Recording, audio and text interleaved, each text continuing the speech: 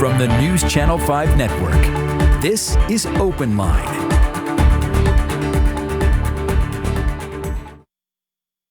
Hello, everyone. Welcome to Open Line. Glad you're with us tonight. We are talking tonight about policing in Nashville. How should Metro's new police chief reform or change the department? We have with us two guests who are joining me tonight from the Policing Policy Commission. Now, this commission was a group of 42 people formed in August by Mayor Cooper to assess the department. So let's turn now to Zoom, where all of our guests now appear. And happy to have with us both guests. We have Margie Quinn. She's with End Slavery Tennessee. She was also part of this Policing Policy Commission. Margie, thank you for being here. Thank you, Ben. And Dwight Lewis, formerly with the Tennessean. Certainly I remember your columns. Dwight Lewis, you were also on this commission. Thank you for being here. Thank you. So tell us, and Dwight, I'll start with you. What was, what would you say were the main findings of this commission? Tell us about the commission and some of its main findings. Well, the commission was made up of 41 different people from different backgrounds in Nashville, a very diverse group. Not everybody thought the same way. There were some good debates, some needed debates, I think, during the 11 weeks that the commission met. And, we found a number of things that we have to work on improving diversity. We want more community policing. We talked about de-escalation, the use of force. Certain groups in Nashville and feel that they don't trust the police, and we want that to change. Diversity, an overwhelming majority of our sworn police officers are white men, and so we have to do something about that. But it was a good group of great conversations, some needed conversations. It's not just for the new police chief to make this a better department. All of us in Nashville have to join hands. We have to do some work together to make this the best force that the country has. And Margie, before I get into some more of the details of what the commission recommended, go through, I guess, how it met, how often it met, kind of what your role was. Were they broken up into committees? How did this work? And thanks, Ben, for having us to talk about this very timely subject. The committee, the overall commission was broken up into three distinct committees. There was the Workforce Committee, which I chaired. There was the Communities Committee, and then there was the Policy Committee. And each of us had what I call different buckets that we were going to look into, research, as Mr. Lewis said, debate, hear sort of subject matter expert testimony on, and come up with recommendations, a series of recommendations from each committee on the buckets that we had to look into. For instance, my committee had recruiting, hiring, promotion, retention, and culture. And so those were our main buckets. And then the other two committees worked on other issues. But kind of going back to those overall themes, I think we want to see the police department work with the community. We want to see de-escalation, as Mr. Lewis said. We want a community that reflects the diversity, which is Nashville, and a police department that all of Nashvillians can feel really confident in. And again, I think we also talked about there are some things that the Metro Police Department is doing really well, and we want to celebrate those and acknowledge those as well. Dwight Lewis, what was your thought about the announcement that John Drake, Interim Chief Drake, will now become the permanent chief? What did you think about that? I think the mayor made a great decision. Chief Drake now, formerly Interim Chief Drake, he's done some things. He's been with the department a number of years. Grew up here in Nashville, went to school here. And I think he wants to see the department get better. He says he's open to meeting with people, to dealing with community issues, like the Community Oversight Board. He since becoming interim chief, he started a homicide unit. And he wants officers to get out of their cars, not just go through the community or through a certain community, but get out of their cars, talk to the residents, talk to different people. So I think it was a good decision. I think we had 5 very good finalists, and I think the Mayor Cooper selected the best candidate. And if what the commission is saying is we need to look at some things, change some things, is someone who has been in the department for his entire career the right choice? Would it have been better to bring someone in from outside the department? Not necessarily, I don't think, but it all depended on, if he wasn't the best person for the job, surely the mayor, it'd been good to bring somebody else in. But even if that person was from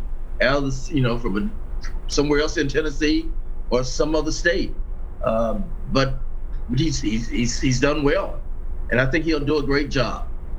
And Margie, what did you think? What did you think of the hire, and what would you like to see him tackle, right out of the gate? Yeah, I think I support Mayor Cooper in his decision to promote and hire John Drake as the next chief. I think there are a lot of advantages that come with hiring somebody from within. I know, having spent 26 years in law enforcement, when you're in a department or an agency, you want to believe that you can ascend to the highest position in that department. So I think it's a great morale booster for the rank and file that Mayor Cooper has promoted somebody from within. I think John Drake knows Nashville, and I think Nashville knows John Drake, and I think he's gonna hit the ground running, really understanding the small little tweaks and changes that need to be made pretty quickly. And you heard Mr. Lewis already talk about some of those things. I think that now that he is in the permanent position, will feel a little freer, I think, to begin to make some changes and establish some community relationships that I think are going to be necessary for him to be successful as the chief of Nashville's police department. Okay, now let's talk about a few of the things you all really looked into. One of them was use of force incidents. And you found that in the early 2000s there were more than there are now. There were 750 use of force incidents in just 1 year. It dropped to 299 in 2019. That's lower than comparable cities, according to your report. But what can Nashville do better? I guess, what did you learn about use of force incidents, and how do you feel like we can improve? And I'll ask Dwight, what about that? We've found that black men tend to have force used on them more so than any other group, and that's tasers and the use of dogs. So we got to look at that, take some steps to see those numbers decrease. That's one of the things with the use of force. And in recent years, I think we've seen some police shootings and resulted in some deaths, and so we don't want that to happen unnecessarily. One officer is charged now with homicide and is facing charges in court sometimes in the near future, or when you start having jury trials back. And now I see the commission found that although African Americans make up 27% of Nashville's population, they make up 48% of those arrested. Margie, that's in the report. What do you think about that? How do we address that? Right, I think right off the bat you see those numbers, and you believe that perhaps those African Americans or persons of color are disproportionately impacted by the criminal justice system. And so perception in this case is reality. And I think in law enforcement, you always want to strive for less lethal force. You want to use the least force possible in order to effect an arrest or conduct an interview. And I think that just calling attention to these issues, I think putting it out there in a report so that the community can look at these things and sort of absorb this information. One of the things that my committee worked on was trying to diversify the police department through really aggressive, innovative recruiting techniques. and we want to change the makeup of the Nashville Police Department, it has to start with recruiting and hiring. I think it's fantastic that Nashville has its first African American chief, but we've really got to start from the ground up and build a more diverse workforce. Women are typically seen as minorities in law enforcement. I can tell you that was my experience, certainly in the 2.5 decades that I was a police officer. And so we've got to do better across the board, bringing people to the table, bringing people into the police department with different life experiences, different cultural competencies, different language capabilities, who don't all look the same. So the commission, all right, so 73% of the police force is white men, according to the report. Correct. 73%. The report says 18% of applicants in 2019 were black, but only 7% were hired. Is that a failure on the part of the department? Does that reflect maybe not all are qualified to be hired? I mean, what do you think that means when you just look at those numbers? 18% of applicants, 7 hired. Dwight, go ahead. I think we have to take a look and really find out what are the reasons behind that. I went to my barbershop this morning, and my barber was telling me, he said, we got to do something about the numbers. He said there was a young man, a nice young man that used to come into his barbershop, and he applied for a job on the police force. He said the young man didn't get it.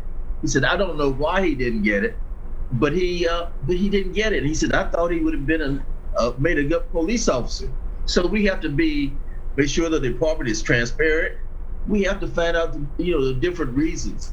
And the fraternity I belong to held a symposium a week or two ago, and we had some police officers, 2 from here in Nashville and 3 from elsewhere. And we talked about what can we do to encourage more people of color from different ethnic groups to apply for jobs as police officers, to be accepted, to get those jobs. And we have to encourage people to go apply for jobs. And I think during the commission meetings, there was some talk that sometimes some people from different communities might have gotten in trouble with the law as a juvenile, had a minor crime, might have been smoking marijuana or doing something like that. But they can't apply for a job as a police officer. But there are different issues, but we have to take a look and encourage more people to go. And when you have a more diverse police force, it means that people will feel that I can move up. They'll see, and Ms. Quinn, I think Chief Turner was the first black police chief. You're right, that's correct. This is the second one. But if I can see somebody move up that looks like me, I want to go and I want to see if I can get in there and move up myself. Right. 9% on the force now are black men, 9%. And this report, which I found interesting, says black officers are older than the other officers, age 42 on average. So there's a concern that they're going to start retiring and we'll have an even lower percentage. And so, Margie, I know that was one of the things I think you studied there. What do we do? How do we change that number, 9%? Yeah, the concern was that we wanted to know how long it was going to take to diversify the police department. So looking at the median age of police officers was going to give us a snapshot of what's about to happen in the next 5 to 10 years. And when you see a median age of 42, and that black officers are older, it means that it's going to take us longer, I think, to diversify this police department, because we don't have a lot of young persons of color it's sort of in the first 2 to 3 years of their policing career. We've got to look at a couple of things. We had a couple of subject matter experts that came and testified to our committee. Retired chiefs Valerie Meese and Judy Balcom came, and Valerie really talked a lot about hiring for character and then training for knowledge, skills, and ability. So what you're really looking at is to try to find a person of character, whether that's a person of color, a woman, white male. You want to start with that exemplary character. But then also Chief Fletcher, retired chief out of Chattanooga, talked about the hiring standards. And were we sort of inadvertently using different criteria for persons of color, maybe, or we sort of judging them based on the neighborhoods that they grew up in, maybe gang affiliations or family members who were gang members. If you're disqualifying for that, then you're disqualifying potentially an entire neighborhood or community, and you want to try to find police officer candidates from these underserved neighborhoods and areas, because you want people to look at the police department and say, I could do that because there are people there that look like me. I can move up because there are people above me that look like me. And that was always a real struggle as a woman in law enforcement, sort of looking up and never seeing anybody up there who looked like me. It's very discouraging, and it's very isolating. And if you don't think that there's an opportunity for you to promote, it's going to mean that the retention is going to be difficult to maintain in the police department. And when you turn over staff, it's very expensive. It really sets you back. So once you've got a police officer in for 4 or 5 years, you really need to do all you can to keep that person, because it's very expensive to turn over that position. And I want to ask each of you before we go to break, and then we'll start taking calls. You've obviously done a deep dive into the Metro Police Department, and you've looked at these things. Give me, each of you, your bottom line assessment. Is the department in really bad shape? Is it in mediocre shape? Is it in good shape? I mean, how would you assess where we are? I mean, were you discouraged by what you found? Encouraged? How far do we have to go? How much do we have to reform? And Dwight, I'll start with you. Mr. Hall, I think we have a good police department here in Nashville. I feel myself, that if I need the police, I feel that I can call them and get help. Unfortunately, there are some communities, some people here who don't trust the police department, some citizens, some residents, and they will not call the police for fear that they may be just harassed or taken to jail for no reason, but they don't feel comfortable doing that. And we have to see that is changed. We want to make everybody feel that they can trust our police department. Again, I think we have a good police department, but we want all of our citizens to feel that way.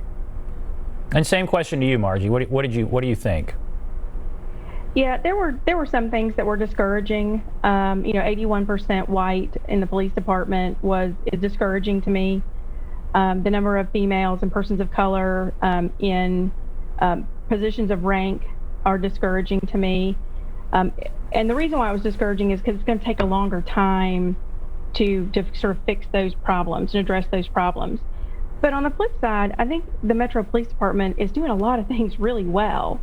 And if you look at some of the Vanderbilt studies, the perception of the police department by and large throughout Nashville is really good. A lot of their policies are really good. We like to see them keep a little bit better statistics and stats on some things. Mostly not so we can gotcha, but because that's what we're going to need to try to turn things in a different direction. When Mayor Cooper had the first kickoff meeting, I said, my favorite quote was a quote by Will Rogers, and it went something like this: even if you're on the right track, you'll get run over if you don't move. And so I think this was an opportunity for Nashville to kind of weigh in and set expectations for the police department. And I think John Drake's the man to get those things done. Well, that kind of sets the table for our discussion. So we're going to take a break now, and if you want to call in, there are a few lines open. There are also some people on the phones. We will get your call right after this. But if you want to call in, there's the number, 615-737-PLUS, 615-737-7587. Take a break. Be back right after this.